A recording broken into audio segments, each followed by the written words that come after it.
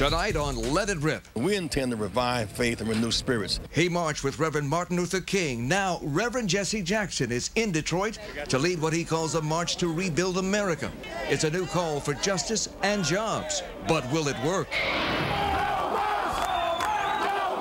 And the emotional controversy over plans to build a mosque near Ground Zero in New York.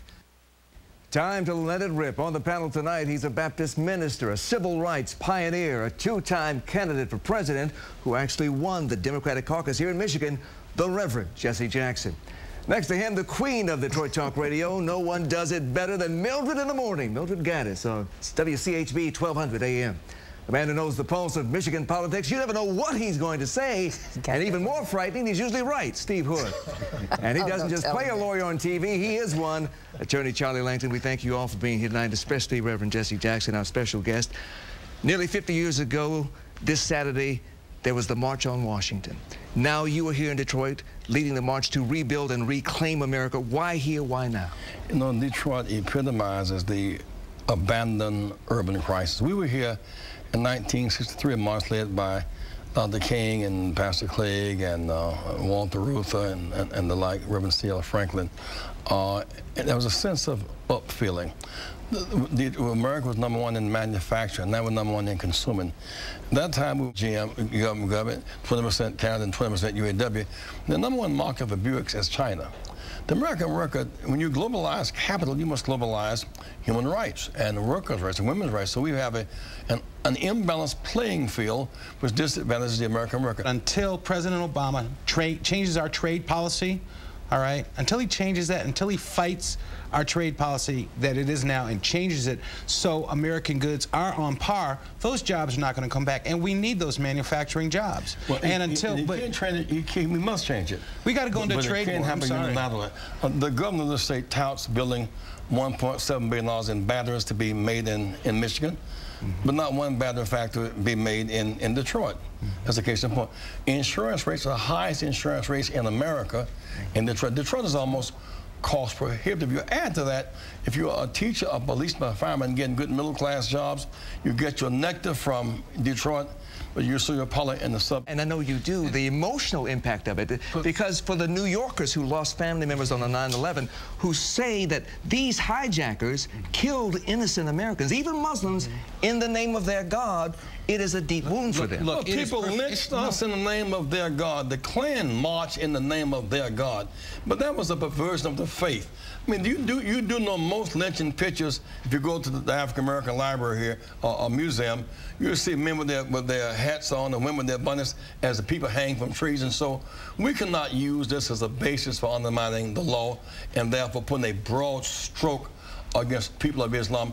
It's not right and it's not fair. Well, look, here's what I think about this. I think that mosque has the perfect legal right to go there, all right? And I think it's a statement of America that it should go there.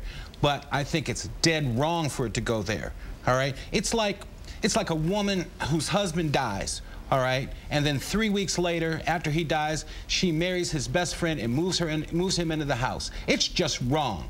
All right, we had 3,000 people die now 4 blocks away from there. It's just wrong. Is it legal? Yes. It's absolutely Is it the American way for it to be allowed there? Yes. Is it wrong in my mind? Yes. Very wrong. They were not killed by Islam, no more than the people killed in Iraq, where we invaded and the war of choice were Americans.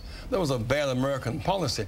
I mean, it seemed to me that the time we're spending on that cultural center / mosque could better be spent on some real thinking on how do we put America back to work and stop foreclosures about this is a modification. But it is hard to begin to rebuild kind of emotion. Right. By the same token, did the president make a mistake by interjecting himself into that fight? I don't think that he did interject himself. I think he was asked a question and he responded. Some people didn't like what he had to say, and it became an issue. You know, when I observe this, I think about the hypocrisy of democracy. We are self-appointed Americans who think that we have the right, that we are the moral police. You know, that we have the supreme moral fiber. We're better than anybody else in the world, and we never own the bad that we do. Who are we to dictate to other people who they should be, what they should be, I don't think we have the authority. You know how reluctant we were to challenge the Nazis to stop the Holocaust of Jewish people? We came in late. Yes, we did. You know how reluctant we were to end apartheid in South Africa? How reluctant we were to end apartheid in the south of our own country? That's one of my observations. Second is that there is a tremendous drive now to motivate students and parents to come together.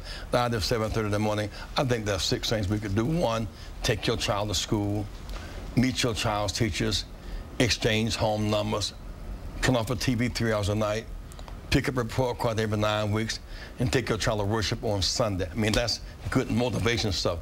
But you still need to have the infrastructure in those buildings, the art and the music and the swimming and all the stuff that makes schools. So when you have one set of schools here and one in Bloomfield, we deserve an even playing field for education. But I think that the emphasis here on motivation and parental involvement is a big deal. Panel, we thank you so much for your comments and your insights.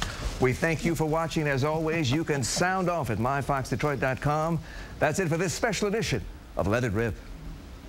They've been burned out of their home. An innocent family of 4 left home.